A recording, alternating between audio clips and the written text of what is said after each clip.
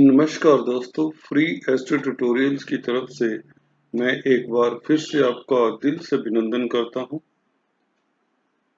आप देखेंगे इस वीडियो से दोस्तों जुलाई 2020 के लिए कन्या लगन का राशिफल।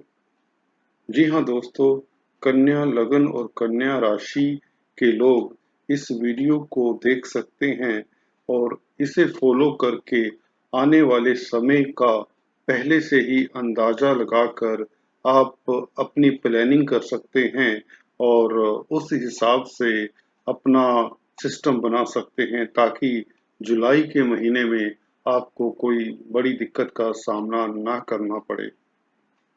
भले वह व्यापार पक्ष हो, भले नौकरी का पक्ष हो, भले हेल्थ को लेकर कोई चिंता हो, बच्चों को लेकर परेशानी हो, बच्चों की एडमिशन, पढ़ाई की बात हो, दाम्पत्य जीवन, मैरिज लाइफ, लव अफेयर्स की बात हो, शेयर मार्केट वालों के लिए भी इसमें हम बातचीत करेंगे। अंत में लकी नंबर और लकी कलर बताते हैं आपको।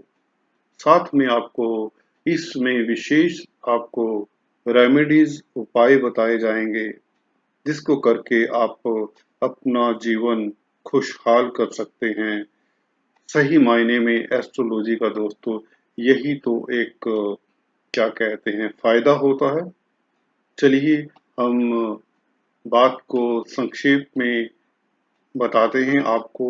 इस महीने आपके लिए भाग्य ने क्या बुना है। चलिए देखते हैं आपके ग्रह नक्षत्र और जो गोचर का चार्ट है वह क्या कहता है। ये आपका चार्ट है दोस्तों। जैसा कि आप देख रहे हैं, जिन लोगों का 6 नंबर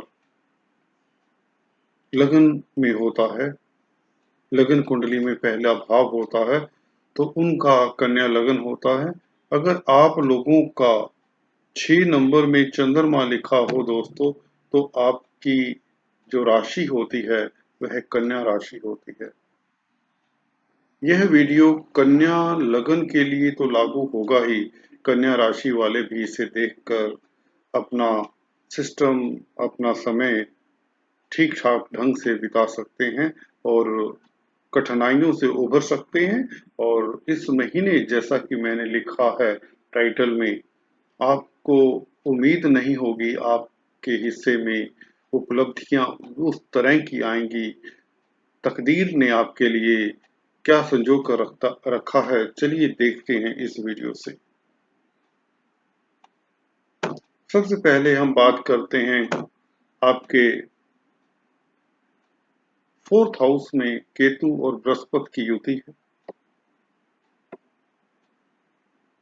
बृहस्पति यहाँ पर 29 जून से आए हैं दोस्तों, और 29 जून से बृहस्पति यहाँ पर कैसा फल देंगे आपको, इसको जानते हैं इस वीडियो से। और साथ में ही जानेंगे यहाँ पर शनि देव भी जो आपके यहाँ पर पंचम स्थान में बैठे हैं, और इनकी दृष्टियों की पहले बात कर लें, शनि देव और बृहस्पति देव की, जिसके बिना मैं अक्सर अपने वीडियोस में कहता हूं कि फलादेश अधूरा रहता है। जो मेरे स्टूडेंट्स हैं, सब्सक्राइबर्स हैं, उनको मैं थैंक्स करना चाहता हूं और निवेदन करना चाहता हूं, प्लीज डू सब्सक्राइब और बेल आइकन का बटन दबाना मत भूलें ताकि आपको हर महीने नोटिफिकेशन समय पर मिलते रहें।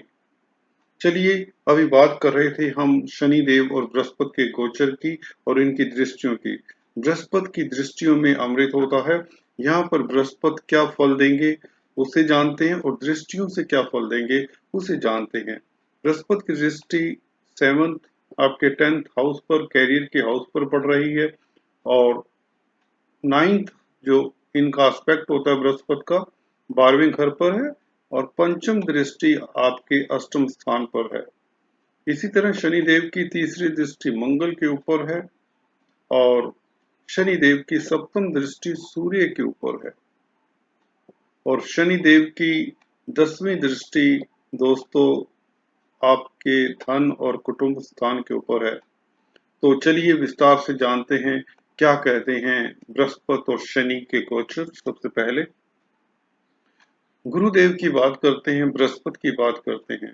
बृहस्पति यहाँ पर एक क्या कहते हैं रामबाण का कार्य कर रहे हैं 29 जून से। जैसे यहाँ पर शिफ्ट हुए हैं, आप लोगों के लिए यह अति उत्तम योग बना है। सुख स्थान का मालिक सुख के घर में ये वाहन और प्रॉपर्टी का माता का घर भी होता है। साथ में केतु उच्च के जो कि इनके अभिन्न मित्र होते हैं दोस्तों। तो बृहस्पति यहाँ पर आपको सुखी करते हैं। आप बृहस्पति की दृष्टि 12वें घर पर जो पड़ रही है, आप धार्मिक यात्रा का भी विचार कर सकते हैं, या यूं कहें कि धर्म कर्म के कामों में आपको खास रुचि रहेगी, जिससे आप काफी सुखी महसूस करेंगे। और बृहस्पति की जो 7वीं दृष्टि है दोस्तों, बुध और राहु और सूर्य के ऊपर है। सूर्य यहाँ पर 15 जुलाई तक रहेंगे 10वें घर में, आपके 10वें घर में। तो यहाँ पर बृहस्पति के प्रभाव में रहेंगे तो आपके कार्य क्षेत्र में ये तरक्की का प्रबल योग बनाते हैं। जिन लोगों को जून के महीने में कार्य क्षेत्र में दिक्कतें आती रही, अब ऐसा समय नहीं रहा। अब उन्हें कार्य क्षेत्र में काफी प्रोत्साहन मिलेगा। जो लोग जॉब सर्च कर रहे हैं, उनको जॉब मिलने के पूरे पूरे योग हैं। वो बताता हूँ, बृहस्पति की दृष्टि के साथ कुछ ऐसे और भी अच्छे योग हैं। जैसा कि शुक्र आपके भाग्य स्थान में है, तो आपका भाग्य प्रबल रहेगा। सबसे पहले ये बात मेरे को बता देनी चाहिए थी आपको। चलिए देर आए दुरुस्त आए। तो आपको सबसे पहले बता दें, किसी बात की आपको फिक्र नहीं करनी। इस महीने हल्की सी आपको मेहनत करनी है। जो अपॉर्चुनिटी आए उसे ले लेनी है। जैसी भी अपॉर्चुनिटी आए उसमें आपको रास्ता दिखेगा, फोकस बनेगा और आप तरक्की करते जाएंगे, क्योंकि शुक्र आपके भाग्य के मालिक भाग्य स्थान में है। साथ में आपको बता दें, यही शुक्र धन के भी मालिक हैं। तो आपकी काफी इच्छाएं तो अकेले शुक्र ही पूर्ण कर देते हैं। बृहस्पति का यहाँ पर प्रभाव भी अति उत्तम है। 10वें घर के ऊपर, 10th हाउस के ऊपर बृहस्पति का एस्पेक्ट ऑलवेज अच्छा होता है, हमेशा अच्छा होता है। तो कार्य क्षेत्र में आपकी तरक्की की उम्मीद है। जिन लोगों की अभी तक प्रमोशन नहीं हुई, अभी चांसेस है उनकी प्रमोशन हो सकते हैं। अभी बात करते हैं शनिदेव के गोचर की। शनिदेव यहाँ पर पंचम घर में है, जो कि अपनी ही राशि में, हालांकि वक्री हो चुके हैं मई के महीने से, पर यहाँ पर कोई भी दोस्तों प्लैनेट अपने घर में अपने घर का बुरा नहीं करता, जैसे कि आप जानते ही हैं। तो यह बच्चों के घर में है। एंटरटेनमेंट का घर भी यही होता है।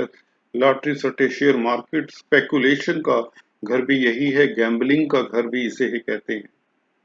कला के क्षेत्र का भी घर यही है दोस्तों, और प्रणय संबंधों का भी घर यही है। तो इन सभी विषयों को लेकर आपको एक एक करके बताता हूँ। प्रणय संबंधों के लिए उत्तम समय है। दूसरे बच्चों से आपको कोई ना कोई खुशी मिल सकती है। आपके बच्चे आपका नाम रोशन करेंगे। तीसरे, शेयर मार्केट वालों के लिए समय शुभ है, पर थोड़ी सी दिक्कत है। 15 जुलाई के बाद सूर्य जब कर्क राशि में सामने यहाँ पर आ जाएंगे 16 जुलाई से, तो आपस में दृष्टिपात करेंगे एक दूसरे को। तो शनि यहाँ पर मैं आपको बता दें, सूर्य और शनि आपस में जब दृष्टि करते हैं तो दोनों का फल हल्का सा मंदा हो जाता है।